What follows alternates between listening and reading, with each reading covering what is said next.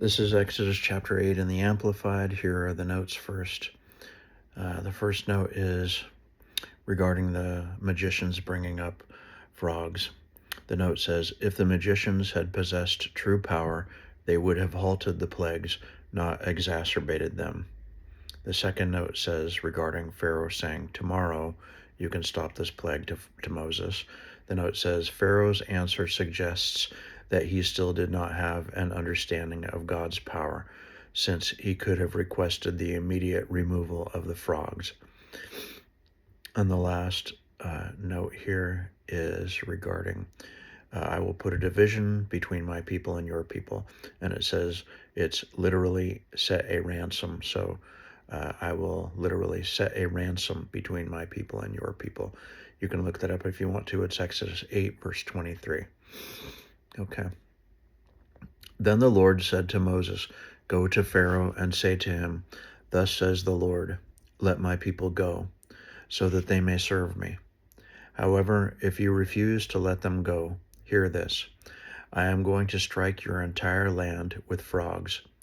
The Nile will swarm with frogs, which will come up and go into your home, into your bedroom, and on to your bed, and into the houses of your servants and on your people, and into your ovens and your kneading bowls.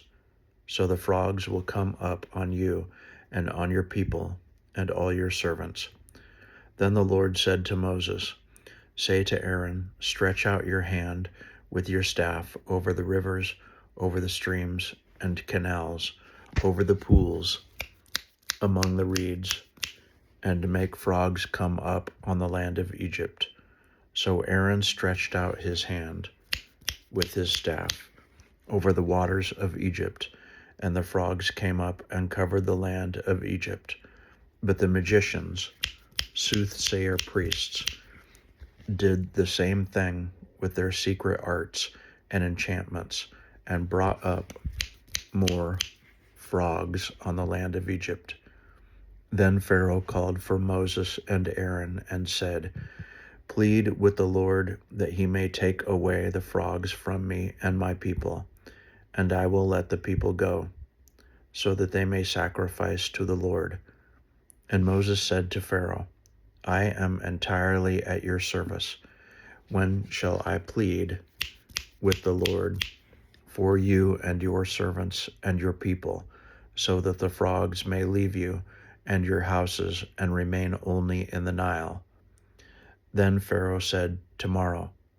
Moses replied, may it be as you say, so that you may know without any doubt and acknowledge that there is no one like the Lord our God.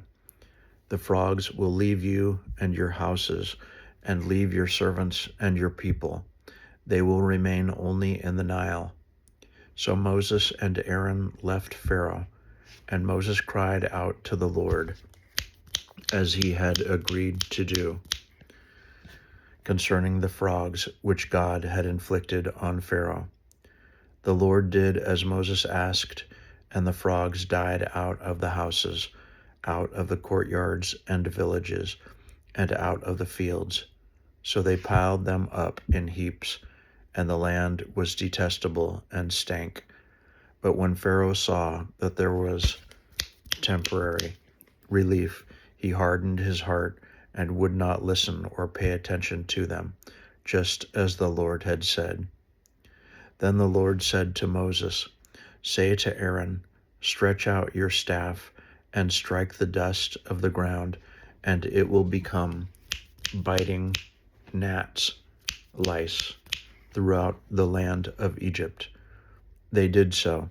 Aaron stretched out his hand with his staff and struck the dust of the earth, and there were biting gnats on man and animal. All the dust of the land became gnats throughout all the land of Egypt. The magicians, soothsayer priests, tried by their secret arts and enchantments to create gnats, but they could not, and there were gnats on man and animal. Then the magicians said to Pharaoh, this is the supernatural finger of God. But Pharaoh's heart was hardened, and he would not listen to them, just as the Lord had said. Now the Lord said to Moses, "Get up early in the morning and stand before Pharaoh as he is coming out to the water of the Nile, and say to him, 'Thus says the Lord, let my people go, so that they may serve me.